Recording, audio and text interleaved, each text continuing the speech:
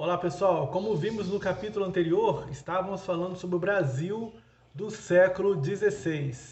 Nessa aula de hoje vamos analisar as características principais do Brasil do século XVII. Como vimos no capítulo anterior do Brasil do século XVI, meados do século XVI, mais para o final do século XVI, percebemos que a colonização ela foi viabilizada pela produção de cana-de-açúcar. Exatamente, a cana-de-açúcar que favoreceu esse desenvolvimento e essa colonização efetiva do Brasil. Então vamos criar então aí uma sociedade, uma economia açucareira.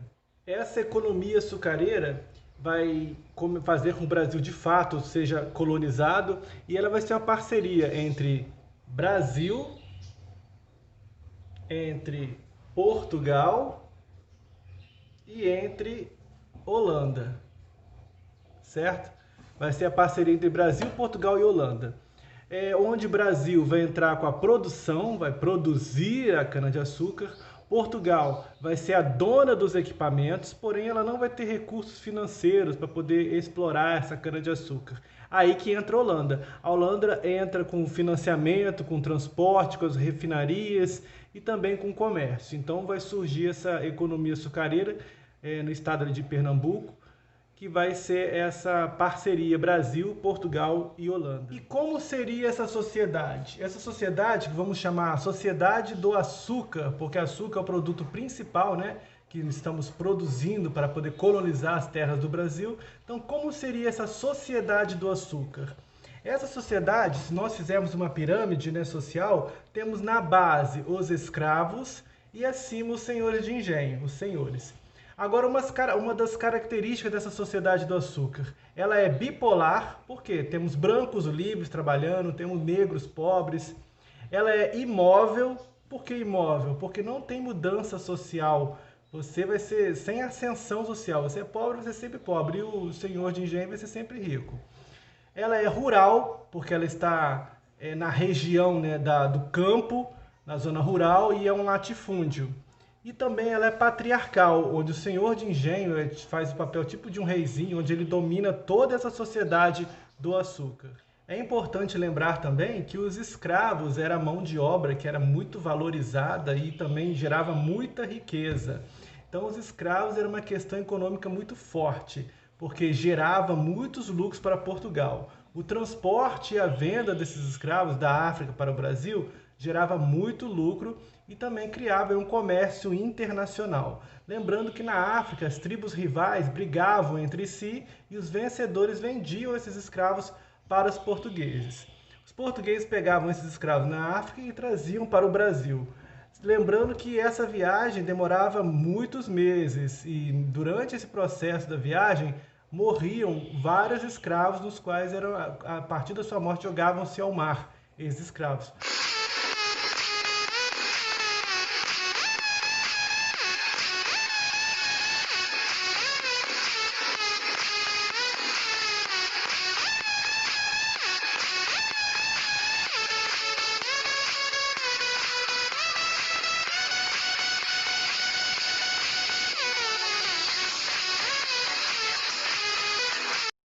Porém, não era interessante a morte de escravos, porque eles eram comprados, então é uma mercadoria que, se você perder, você leva prejuízo.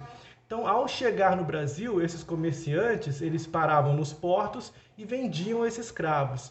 Faziam tipo mercadoria mesmo, pegavam os escravos, né, passavam óleo para ficar a pele brilhosa, colocavam assim no porto, e os senhores de engenho vinham olhar os escravos, olhavam os dentes, olhava se era forte, se estava com a pele corada, e os senhores de engenho escolhiam os melhores escravos para comprar para levar para suas lavouras. Então eles passavam óleo, passavam todo esse procedimento para ficar bonito, igual uma mercadoria mesmo. Vai vender uma canequinha, você vai limpar ela, deixar bonitinha, para vir um comprador. É assim que funcionava. Então, após a compra, quando o senhor de engenho vai comprar essa mercadoria, esse negro, esse escravo, eles eram marcados, né? Marcavam-se igual marcas boi, eram marcados e trabalhavam em torno de 16 horas por dia na colheita do açúcar. E também usavam-se aí os escravos, que também eram considerados como as mãos, os pés do engenho. Por que mãos e pés do engenho? Não sei.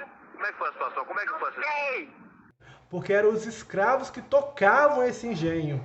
Então, os negros, os escravos, eram considerados as mãos e os pés do engenho. Utilizava-se também a política dos 3P. 3P. O que era a política do 3P? A política do 3P era a política do pão, pano e pau. Davam para o negro, para o escravo, pão, para ele não morrer de fome, pano, para ele não ficar pelado, e metia o pau nele se ele fizesse coisa errada. Então,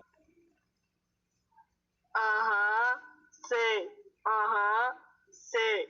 então utilizava essa política dos 3P: pão, pano e pau. Então, como percebemos, a vida do escravo aqui nos engenhos do século XVII não era uma vida muito boa. E quais eram as reações dos escravos diante de tanto sofrimento? Eu sei. Como é que foi a situação? Como é que foi a situação? Primeiro, o suicídio. O negro não aguentava sofrer, então havia também uma onda de suicídios também por conta dos escravos não aguentarem essas pressões e esses sacrifícios e essas torturas nos engenhos. Além do suicídio, tínhamos o infanticídio. O que era infanticídio? A mãe matava as crianças porque ela não queria ver seus filhos sofrendo como elas sofriam nesse engenho. Além do suicídio e infanticídio, podemos destacar também o justiçamento dos senhores. Uma hora ou outra, ocasionalmente, alguns escravos se uniam, iam lá e matavam seus senhores. O justiçamento dos senhores. Pouca quantidade, mas também teve. E também tinha, bem frequentemente, as fugas. Oh, meu Deus!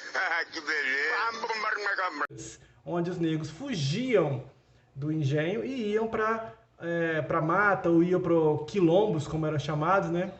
E ali formavam sociedades fugidas dos senhores de engenho. Nesses quilombos, os negros se reuniam, né, para poder fugir dessa questão dos engenhos, da vida sofrida, da vida da sociedade do açúcar.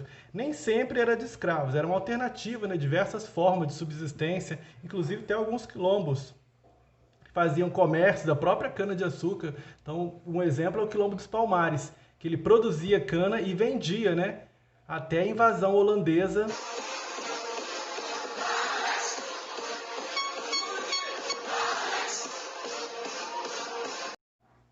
Até essa invasão holandesa, um dos quilombos que vai se destacar, né, o dos Palmares, vai se destacar na figura de Zumbi.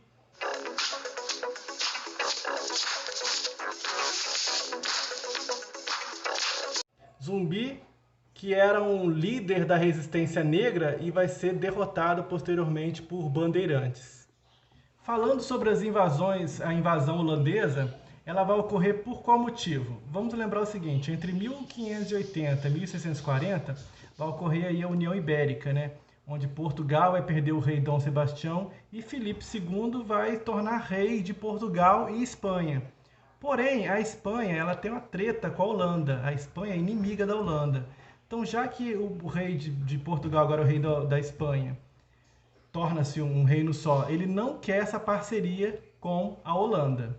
Então, a Holanda vai ficar descontente com isso e vai invadir o Brasil ali entre 1624 e 1625, na região da Bahia.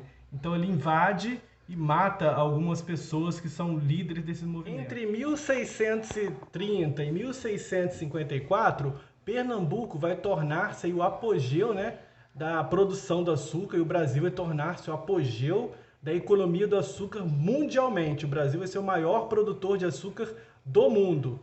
E isso vai ocorrer também durante o governo de Maurício de Nassau. Maurício de Nassau, da Holanda, né, ele faz um bom governo, ele vai gerar empréstimos, vai construir estradas. Então foi um governo que, de certa forma, favoreceu a população. Foi ótimo. Apesar do bom governo de Maurício de Nassau, com a sua morte, vai surgir depois a insurreição pernambucana de 1645 a 1654, onde vai expulsar os holandeses do Brasil, e é aí que vai nascer o Exército Brasileiro. Isso no Exército, Marinha ou Aeronáutica. Você vai poder escalar montanhas, andar de helicóptero, queimar coisas, Bicicleta correndo, andar de moto, entrar no rio, andar de barco, fazer natação, andar de cavalo, fazer polichinelo, levar o garoto pra atravessar o rio, levantar pra Butaquara, espada justiceira, tem minha visão além do alcance, Thundercats, Nesse contexto que vai nascer o Exército Brasileiro para poder defender o Brasil de invasões estrangeiras. Com a expulsão dos holandeses, vai acabar a economia do açúcar, vai entrar em declínio e vai começar a aproveitar mais da pecuária. A pecuária é essa que já foi introduzida no século XVI, agora vai começar a investir mais na pecuária pelo interior do Brasil.